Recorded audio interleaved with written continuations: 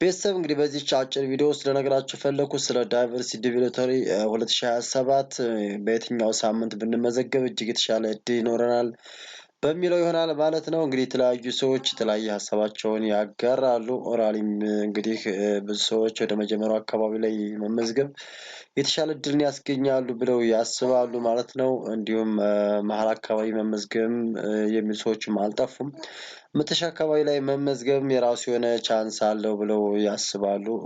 የተለያየ ሀሳብ በተለያዩ ሰዎች ይነገራልና ይሄን ሀሳብ ነው መናገር የፈለኩት ማለት ነው። እንግዲህ በዳይቨርሲቲ ቪዛ ዲቪሎተሪ ውስጥ የሚሰራው ዲፓርትመንት ኦፍ ስቴት ማለት ነው። እንግዲህ የመመዝገቢያ ጊዜዎችን በሶስት ከፍሎ ነው የሚያያቸው። የመጀመሪያው እንግዲህ ፈርስት ዊክ ብሎ አስቀምጦታል። በመሃል ላይ ደግሞ ወይም ደግሞ መካከል አካባቢ ላይ የምንመዘገብበትን ጊዜ ደግሞ ዘ ሚድል ዊክ ብሎ ያስቀምጠዋል። እንዲሁም ደግሞ በስተመጨረሻ ላስት ዊክ ብሎ አስቀምጧቸዋል ማለት ነው። በእነዚህ ዊኮች ላይ እንግዲህ በየትኛው ብንመዘገብ እጅግ የተሻለ እድል ይኖረናል የሚለውን ነገር ከዚህ ገጽ ላይ ያገኘሁትን ነው የማካፍላችሁ ማለት ነው። ከዚህ አንፃር እንግዲህ ሰዎች እንደተናገሩት አይደለም ገጹ የሚያስቀምጠው ምንድነው? your chance of being selected is exactly the same as long as your entry is successfully submitted before the deadline ነው የሚለው። እንግዲህ ማንኛውም ሰው በተፈቀደለት የጊዜ ገደብ እስካስቀመጠ ድረስ ያስቀመጠው መረጃ እንግዲህ ሲስተሙ እስከተቀበለው ድረስ በየትኛውም ሳምንት ይመዝገብ በየትኛውም ጊዜ ይመዝገብ ኦልሬዲ ሲስተሙ ተቀብሎታል ማለት ነው። የሚያገኘው ቻንስም ተመሳሳይ ነው ማለት ነው። መጀመሪያ የሚመዝገብ መጨረሻ የሚመዝገብ መሀል አካባቢ የሚመዝገብ ሲስተሙ እስከተቀበለው ድረስ ከጊዜ ገደቡ እስካልወጣ ድረስ ኦልሬዲ ተመሳሳይ የሆነ ቻንስ አለው ብሎ ነው የሚያስበው ማለት ነው። ከዚህም ባሻገር እንግዲህ ምን ይላል? ዘ ዩናይትድ ስቴትስ ዲፓርትመንት ኦፍ ስቴት ማለት ነው ራንስ ራንደም ኮምፒውተራይዝድ ድሮው ነው የሚለው።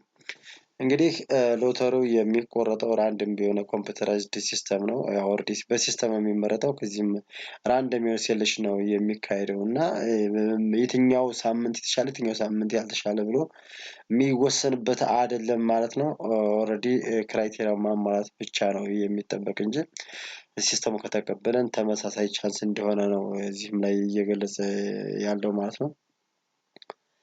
each valid entry has equal weight in the lottery ነው የሚለው። እንግዲህ ማንኛውም ሰው ኢንትሪውን እስካሟላ ድረስ ቫሊድ የሆነ ኢንትሪ እስካለው ድረስ ኢኳል የሆነ ዌይት ነው ያለው ማለት ነው በሲስተሙ ላይ። ስለዚህ መጀመሪያ አካባቢ ላይ መመዝገብ መሻካል ላይ መመዝገብ መሀል አካባቢ የሚለው እንግዲህ ኦራሊ የሚነገር እንጂ ትክክለኛ ነገር አይደለም ማለት ነው።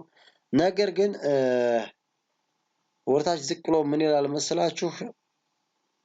ምንም እንኳን ሲስተሙ እንግዲህ በተለያየ ጊዜ ተመዝግቦ ተመሳሳይ አይነት ኢቫሉዌሽን ቢኖረውም እንኳን ወደ መጨረሻዎቹ ሳምንታቶች ግን መመዝገብ ግን የራሱ የሆነ ሪስክ አለው ያስባል ማለት አስቀምጧል።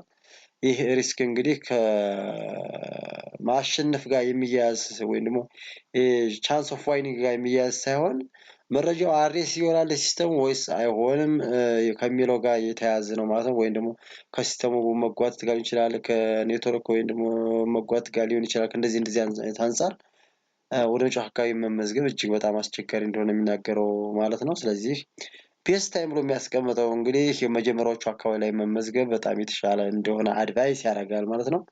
ወደ መጨረሻዎቹ አካባቢ መመዝገብ ደግሞ ወይም ደግሞ ዘ ላስት ዊክ ላይ መመዝገብ ዘ ወረስት ዊክ ብሎ ያስቀምጠዋል ማለት ነው።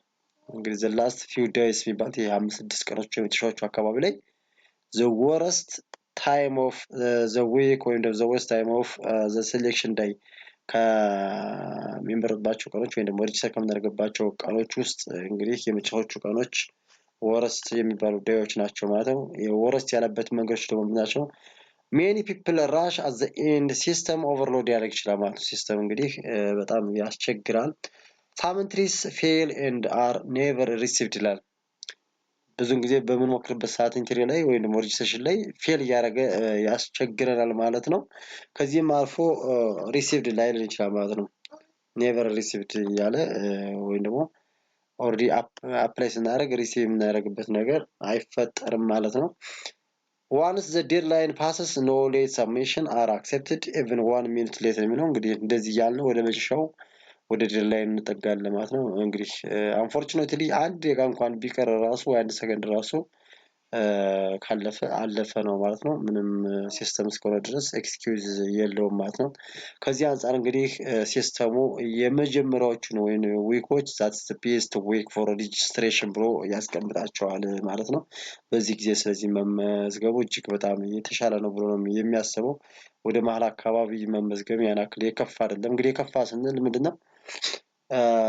ያው አሁን ከነገርኳችሁ ከሲስተሞች ጋር የተያዘ ከኔትወርክ መቋረጥ ጋር ሊያያዝ ይችላል።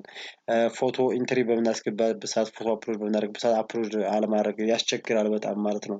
ሲስተሙ ይመልሰናል። ሰሚት በምንልበት ሰዓት እጅግ በጣም እያስቸገርን ይመጣል ማለት ነው። ስለዚህ ከዚህ አንፃር ነው እንግዲህ የመጨረሻውን ሪስክ ዊክ ብሎታል ማለት ነው። ወይም ደግሞ ዘ ወረስት ዊክም ብሎ አስቀምጧል። በተለይ እነዚህ የመጨረሻዎች 5-6 ቀኖች አካባቢ ላይ እጅግ በጣም አስቸጋሪ ሲስተም ማለት በራሱ ሌላ እድል ነው የሚሆነው ማለት ነው።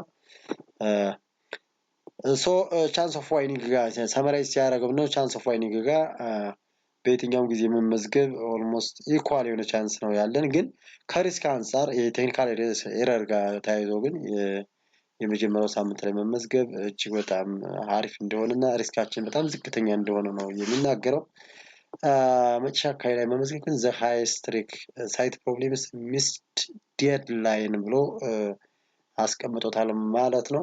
ስለዚህ ቤተሰብ ይህንን በማሰብ አብዛኞቻችን መረጃዎቻችንን በማሟላት ወደ መጀመሪያዎቹ ሳምንታቶች ብንመዘገብ የተሻለ እንደሚሆን አድቫይስ ማድረግ እኔም ካገኙት መረጃ አድቫይስ ላደርግ እፈልጋለሁ ማለት ነው።